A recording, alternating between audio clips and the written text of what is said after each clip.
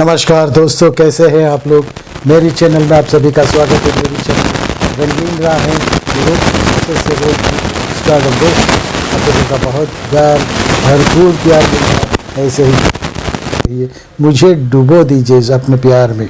दोस्तों, आप लोगों का प्यार बहुत अच्छी बात है।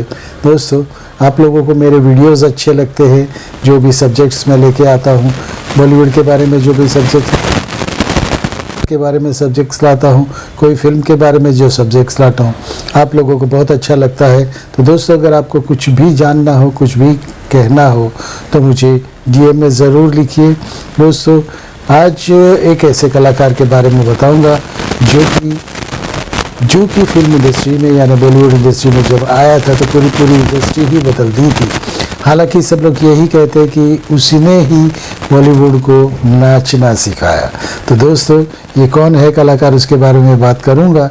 रहिए मेरे साथ, आपका दोस्त, आपका होस्ट विपिन कुमार। दोस्तों, अगर आप नए हो तो मेरी चैनल पे जो नीचे लोगो आता है उसे सब्सक्राइब कीजिए और बाजू का लाल बटन दबा दीजिए। दोस्तों, उससे आपको मेरे हर वीडियो की इंटीमेशन मिलती रहेगी। शुरू करते हैं आज का वीडियो। वो कलाकार कौन था और उसने कैसे बॉलीवुड इंडस्ट्रीज़ को बदल दिया था, बॉलीवुड इंडस्ट्री में चहल पहल करती थी, वो कलाकार कौन है उसके बारे में बताऊंगा। नाचना जिसने हम बॉलीवुड इंडस्ट्री में सिखाया, वो कौन है, आइए मेरे साथ। आज एक ऐसे कलाकार के बारे में बताऊंगा जिसने पूरी बॉलीवुड इंडस्ट्रीज़ को नाचना सिखाया, ऐसा कहते। और हो भी सकता है, और मैं भी मानता हूं कि हो सकता है कि उसके बाद, उसकी फिल्म आने के बाद, उसका जो दौर आया था, उसके बाद ही पूरी फिल्म इंडस्ट्रीज़ में एक म्यूज़िकल वेव आया था। नाचना शुरू हुआ था। नाचना तो था ही, लेकिन नाचना गाना बहुत ही ज़ोरों पे शुरू हुआ था। संगीत का अच्छा दौर चला था, म्यूज़िकल फिल्में बनती थी, और वो जो नाचते थे उन्होंने लोगों को दीवाना कर दिया था। और पब्लिक जो भी जाती थी थिएटर में, तब तो वो वन स्क्रीन वाले जो थिएटर होते थे उसमें सब नाचते थे, पैसे उड़ाते थे। उसके नाच पे, उनके एक स्टेप पे पब्लिक वाह वाह करती थी। और ये तो उनकी बात हुई, ये तो उन्होंने ये दौर लाया। तो दोस्तों, ये कौन है उसके बारे में भी बताऊंगा। ये कौन कलाकार है जिसकी वजह से हमारे वहाँ सुनहरा दौर आया, बॉलीवुड में ये अच्छा दौर आया। दोस्तों, आज का वीडियो शुरू करते रहिए मेरे साथ, आपका दोस्त, आपका होस्ट। तो ये गाना तो आपने सुना होगा और बहुत सी बार सुना होगा, और अभी 2-4 महीने पहले ही सुना होगा, जब टीवी पे एक लूडो नाम की एक फिल्म आई थी जिसमें पंकज त्रिपाठी ने एक गाना गाया था, किस्मत की हवा कभी नरम कभी गरम, कभी नरम गरम कभी नरम। दोस्तों, ये गाना उस दौर में हमें ले जाता है जबकि भगवान दादा नाम के एक कलाकार थे जिन्होंने ये गाना गाया था। उनकी फिल्म में ये गाना गाया था, और ये गाने पे तो लोग जो थिएटर में बैठे थे अपनी चेयर से उठ के नाचने लगे थे।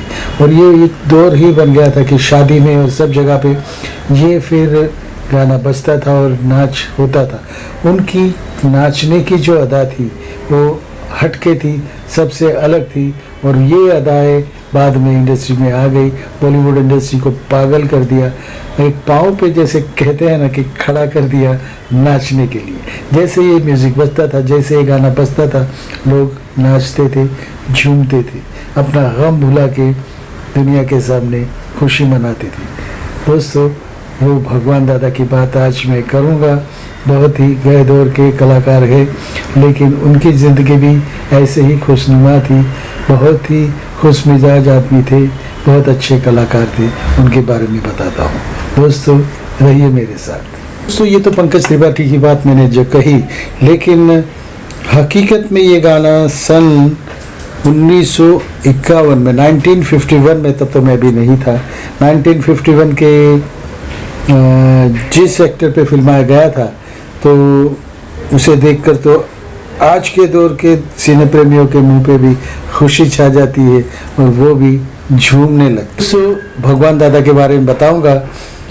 1 अगस्त 1913 को जन्मे भगवान दादा का जन्म महाराष्ट्र के अमरावती में हुआ था, और महाराष्ट्रन फैमिली थी। पूरा नाम था उनका भगवान आभाजी पालो। मिल मजदूर हुआ करते थे मुंबई में, जो ओरिजिनल जो लोग थे मुंबई में वो मिल मजदूर थे, क्योंकि बहुत सी मिलें थी लोअर परेल और मुंबई साइड में। साउथ मुंबई में सब फिल्म मिलें होती थी और वो मिलों में लोग वर्कर के तौर पे काम किया करते थे। वहाँ पे कपड़ा बुना जाता था। बहुत सी मिलें मुंबई में थी, आज भी है, लेकिन आज भी उस जगह मिलें बंद हो गई है। लोग मिलों में आजकल जाते नहीं है, मिल में काम बनता नहीं है और कपड़ा भी बनता नहीं है। मुंबई के वो जो जगह है वो खाली हो गई है और वहाँ पे शूटिंग होने लगती है, शूटिंग होने लगी और वो जगह शूटिंग के लिए दी जाती है। हालांकि भगवान दादा दादर में मुंबई में एक दादर एरिया है, वहाँ पे एक चौल में रहते थे। गाना जब बजता था तब भगवान दादा के पाँव थिरकने लगते थे और बहुत पहले ही उनको फिल्मों में काम करने का जुनून सवार हो गया था और वो फिल्म के इतने दीवाने थे कि स्कूल तो जाना, बंक मार के स्कूल छोड़ के भाग के फिल्में देखने चले जाते थे। ये तो कहते हैं कि बचपन में पालने से ही पाँव से मालूम पड़ जाता है कि लड़का क्या बनेगा। तो दोस्तों यही हुआ था जब भगवान दादा चौथी क्लास में थे, तब से ही पढ़ाई तो छोड़ दी थी। पढ़ने का तो उनको शौक था ही नहीं, मिल मजदूरी करते थे, मतलब बोझा उठाया करते थे, कुछ भी करते थे। लेकिन जब भी वक्त मिलता था वो थिएटर में घुस जाते थे और फिल्में देखते थे, एंटरटेनमेंट होते थे। जाने अनजाने में कब उनके दिल में ये बात चलने लगी कि मैं भी कुछ बनूंगा, कलाकार बनूंगा। हीरो को नाचते हुए, हीरोइन को नाचते हुए उनके दिल में भी होता था कि मैं भी ऐसे ही नाचूं। तब की बात है जब मूक फिल्में बनती थी, यानी फिल्मों में आवाज़ नहीं थी, सिर्फ दृश्य दिखते थे, आवाज़ होती नहीं थी। तो ये मूक फिल्मों का दौर था, तब बनती थी फिल्में। और भगवान दादा को मूक फिल्मों में उनको एज ए एक्टर काम करने का मौका भी मिला। आवाज़ तो थी नहीं, असिस्टेंट का काम भी वो करते थे, तो उन्हें ये काम मिल गया। फिर क्या था, अपनी लगन से जल्द ही भगवान दादा उस जमाने की फिल्म इंडस्ट्री के एक बड़ा नाम बन गया और लोगों के दिल पे छा गया। बहुत से कम लोगों को मालूम था कि भगवान दादा को पहलवानी करने का बहुत शौक था। पहलवानी का शौक उनको फिल्म क्रिमिनल में उनको खींच के लाया और पहली फिल्म उनको मिली द क्रिमिनल, जो कि मुख्य फिल्म थी और उसमें उनको चांस मिल जाता है कि सबसे पहले बॉलीवुड इंडस्ट्री के एक्शन हीरो कौन थे, तो भगवान दादा ही थे, क्योंकि वो ही पहलवानी जानते थे, पहलवानी करते थे और उनको काम भी वैसा ही मिला था। तो एक्शन हीरो बोल के भगवान दादा हमारे सामने, यानी उस वक्त जन्म हुआ उनका बॉलीवुड में एक्शन हीरो बोल के फिल्म क्रिमिनल। भगवान दादा उस वक्त के हॉलीवुड के जो हीरो थे डगलस फेयरबैंक्स, उनसे बहुत प्रभावित थे, क्योंकि वो जो एक्शन हीरो थे तो ये इनको भी उनके जैसा ही बनना था। तो मन में कहीं ना कहीं छुपी चाहत तो थी ही और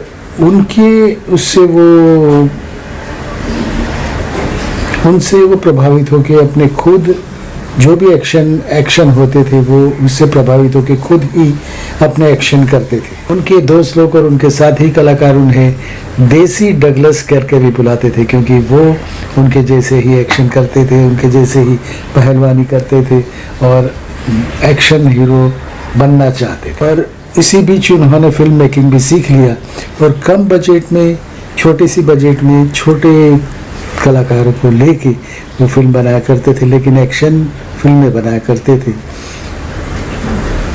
तो वैसे वो प्रोड्यूसर भी बन गए और जो मिल मजदूर होते थे उनको इनकी फिल्में बहुत पसंद आती थी। उनका ये हीरो यानी भगवान दादा बदला और बोलती फिल्मों का ज़माना आ गया। भगवान दादा ने भी अपनी पहली बोलती फिल्म हिम्मत मर्दा बनाई। दिग्गज वैम्प, आज की जो वैम्प कही जाती है ललिता पवार जी, उनको उन्होंने लीड में लिया था। वो उस फिल्म की हीरोइन थी। फिल्म के एक सीन में भगवान दादा को ललिता पवार को थप्पड़ मारना था, लेकिन ये सीन में ऐसे घुस गए थे, जैसे कहते हैं ना कि एक्शन करने में ऐसे घुस गए थे कि वो सीन उन पे ऐसे छा गया था कि उन्होंने इतनी ज़ोर से थप्पड़ मारी थी कि ललिता पवार उस वक्त की हीरोइन जैसी खूबसूरत दिखती थी, लेकिन उनको बाएं गाल पे जो थप्पड़ पड़ा था उससे उनको पैरालाइज हो गया था। पैरालाइज होने की वजह से उनकी एक आंखें देखिए पैरालाइज हो गई थी, तो उनको हॉस्पिटल में भी एडमिट करना पड़ा था। लेकिन ये वाकया होते ये बहुत नाराज़ हो गए थे। भगवान दादा को दिल पे बहुत चोट लग गई थी कि ये मैंने क्या कर दिया, एक खूबसूरत अभिनेत्री को ऐसा बना दिया। लेकिन ललिता जी ने भी सोचा कि चलो ये किस्मत की बात है। बाद में ललिता जी भी वो वेम के ही रोल करने लगी थी। भगवान दादा को इस बात का बहुत अफसोस रहा कि उनकी वजह से किसी हीरोइन को ऐसे पैरालाइज होना पड़ा, और बहुत खूबसूरत ललिता जी वेम्प के कैरेक्टर में जैसे दिखने लगी थी, क्योंकि उसके बाद उनकी एक जो बाई आँख थी वो उसकी नस फट गई थी, वो कभी ठीक नहीं हो पाई। और दोस्तों एक बात ये भी कह दूं कि भगवान दादा ने भारत की पहली हॉरर फिल्म भेदी बंगला बनाई थी। दोस्तों उनके नाम बहुत सी चीज़ें हैं, जैसे कि उन्होंने बॉलीवुड को नाचना सिखाया और ये फिल्म भी बनाई भेदी बंगला। और पहले स्टंट खुद ही स्टंट करते थे, एक्शन हीरो पहले भगवान दादा ही बने थे। राज कपूर जी भी भगवान दादा के बहुत ही दीवाने थे। उन्होंने उन्हें कहा कि आप सोशल फिल्में बनाए जिसमें कुछ बात हो, कुछ अनुभव हो, कुछ लोगों को सीख मिले। तो भगवान दादा उस तरफ मुड़ गए और उन्होंने बहुत सी फिल्में बनाई थी, लेकिन कोई फिल्में ज़्यादा चल नहीं पाई। और तब उन्होंने सोचा कि कोई म्यूज़िकल फिल्म बनाई जाए, तो उन्होंने एक फिल्म बनाई अलबेला, जिसमें हीरोइन थी गीता बाली। खूबसूरत गीता बाली इस फिल्म में थी और ये फिल्म सुपर हिट रही, क्योंकि खूबसूरत गीता बाली को देखने लोग आते थे और इनका डांस देखने आते थे, और आज भी लोग उसकी वजह से आज भी वो गाने गुनगुनाते हैं। अलबेला जो फिल्म थी वो कैसे बनाई थी वो उसकी बात भी करूं। उन्होंने दोस्तों से पैसे उधार लेके, इनसे 20,000 इनसे 50,000 ऐसे लेके वो फिल्म बनाई थी। लेकिन जैसे ये फिल्म सुपर हिट हुई तो वो दौलत जैसे कि उन पे बरसने लगी और लोगों का पैसा उन्होंने चुका दिया। लेकिन बेशुमार फिल्म ये बहुत ही चली थी, बेशुमार पैसा आ गया था उनके पास। बेशुमार पैसे के साथ साथ कुछ और भी आ जाता है, ये तो आप लोगों को मालूम ही है। उनके शौक़ भी बढ़ने लगे। उन्हें कार का बहुत शौक़ था, तो उनके पास शेवरलेट 7 गाड़ियाँ लेके रखी थी। हर दिन के लिए अलग अलग गाड़ी शेवरलेट वो उन्होंने ख़रीदी थी। उस वक्त के बहुत महंगी गाड़ी थी, तो उनके पास ये शौक़ था, तो उन्होंने गाड़ी ली थी। और चेंबूर में उन्होंने एक बड़ी जगह ली। वो बंगला इतना बड़ा था कि उसमें 25 कमरे थे। इतनी बड़ी जगह ये कामयाबी की वजह से मिली थी। अलबेला फिल्म जो चली थी उसकी वजह से 25 कमरे वाला ये फ्लैट बंगला उन्होंने लिया था।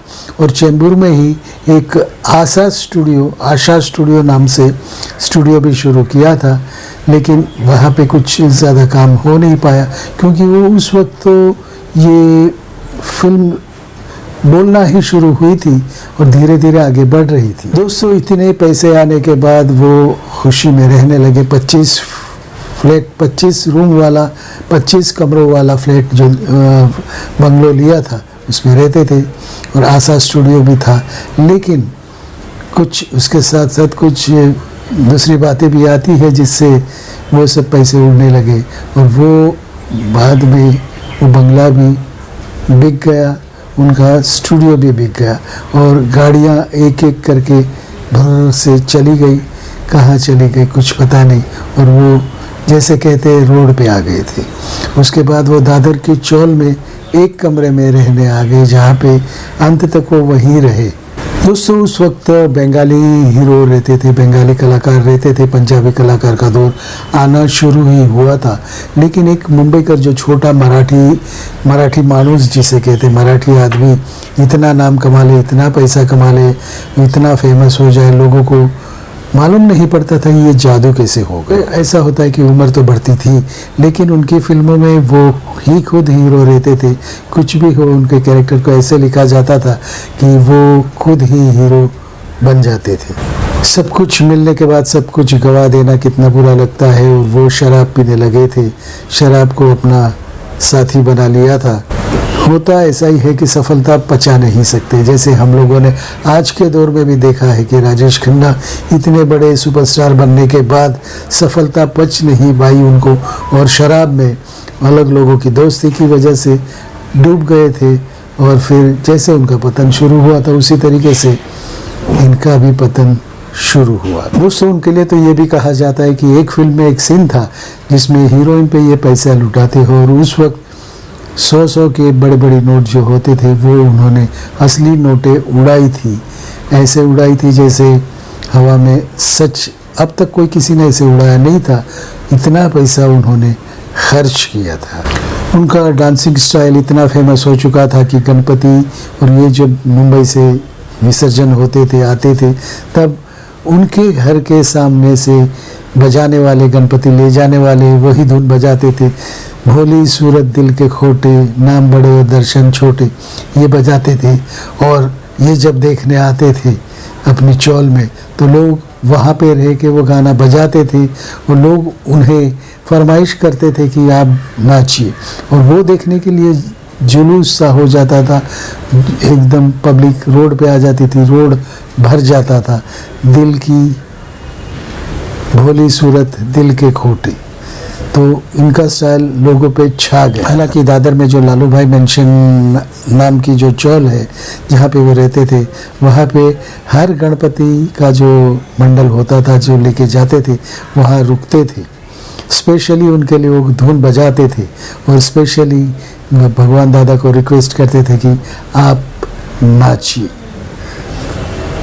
देखो, लोगों का प्यार, उनका नाचना ही पूरा बदल दिया था, बॉलीवुड को पूरा बदल दिया था, एक दौर बदल दिया था। दोस्तों, शराब के साथ साथ जुए की बुरी लत भी उन्हें लग गई थी और उसमें वो डूबते चले गए। उन्होंने बहुत से लोगों की ज़िंदगी संवारी थी, बहुत से लोगों को ब्रेक दिया था। उनमें से एक श्री रामचंद्र को, जो म्यूज़िक डायरेक्टर थे, उनकी फिल्मों के म्यूज़िक डायरेक्टर थे, उन्हें भी उन्होंने ही चांस दिया था।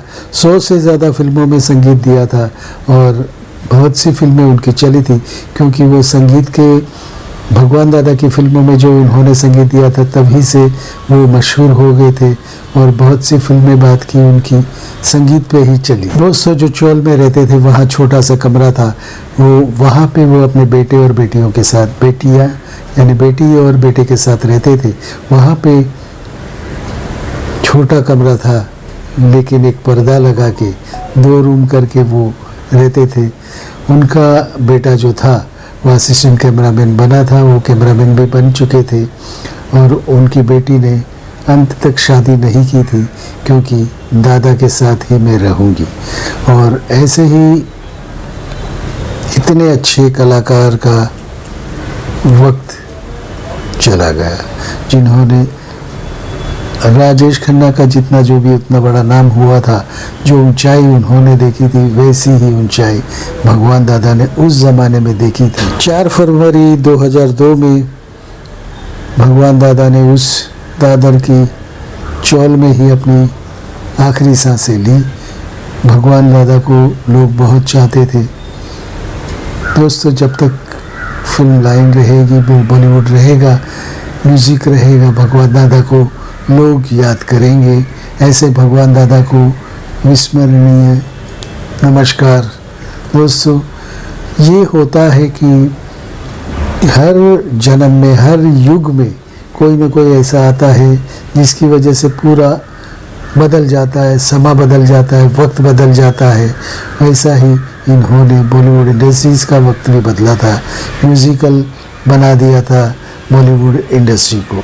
दोस्तों, ऐसी ही कुछ कहानियाँ लेके मैं आऊँगा। आप लोगों को ये कहानी कैसी लगी ज़रूर लिखिए, और आप क्या देखना चाहते हो, क्या सुनना चाहते हो, वो भी लिखिए। आपका दोस्त, आपका होस्ट विपिन कुमार। भारत माता की जय।